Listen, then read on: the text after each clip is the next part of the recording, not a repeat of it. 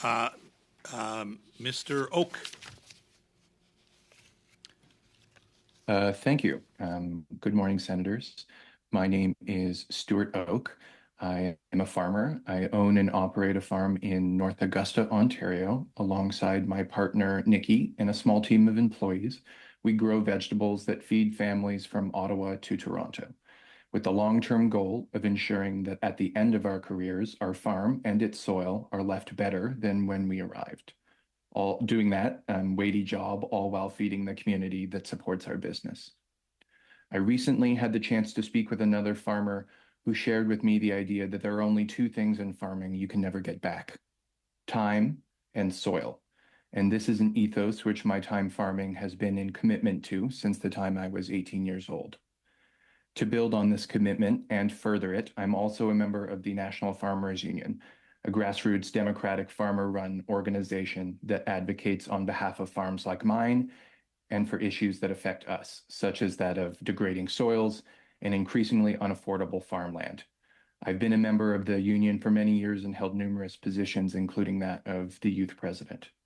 I'm a member not just because the organization is made up of members who are passionate, intelligent, and keen problem solvers, but because it is an organization unafraid to take hard looks at the problems facing our farming and rural communities, anchoring its solutions in grounded truths and well-researched positions that are unbiased by outside interests.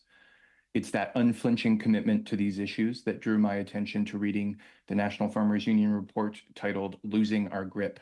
It explores in the many ways land has been and is currently being consolidated and otherwise grabbed by an increasingly small number of actors, both domestic and foreign, and how this has created an over-financialization of the land to such a degree that I'm genuinely concerned for the future agricultural stewardship of our lands and soils.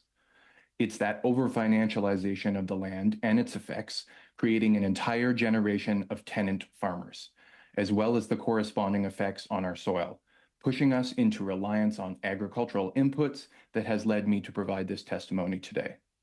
My time spent in the leadership of the NFU allowed me to travel the country and speak with hundreds of farmers, hearing countless stories of farmers struggling to make ends meet, forced to rent land when none was affordable enough to acquire, and forced to make tough decisions on how that rented land should be managed with the knowledge that it could be sold out from under them at any time.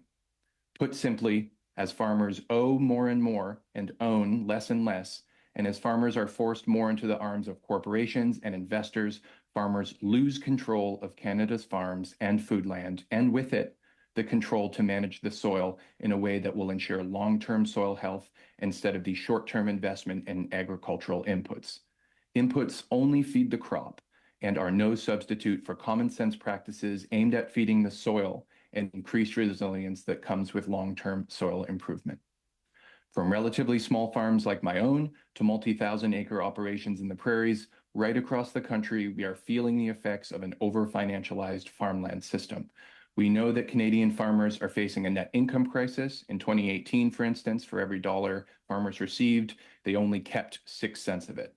Similarly, we have a problem of massive farm debt, 138 billion in 2022 compared to 106 billion in 2018. These compounding crises, combined with increasingly high land prices, force farmers seeking to increase those net incomes into farming more and more land using rental agreements, on and on until the reality of that we have today, which is that 40% of Canadian farmland is currently rented. We have seen systems like these before.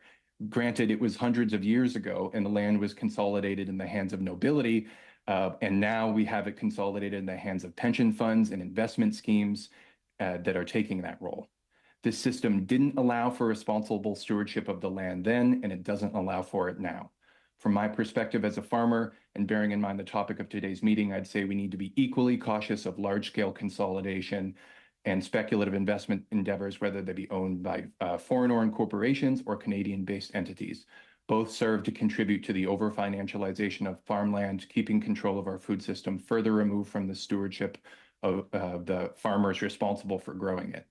I was recently speaking to a farmer at an event geared towards farmers trying to access land, and they said to me something that succinctly made this point, which was, I don't have land tenure, I have land tenuousness. To promote soil health, we need common sense solutions that ensure farmers have security of tenure. We need a system that does more to protect farmland for farmers and food producers and that prevents large scale consolidation of land by outside actors who financialize land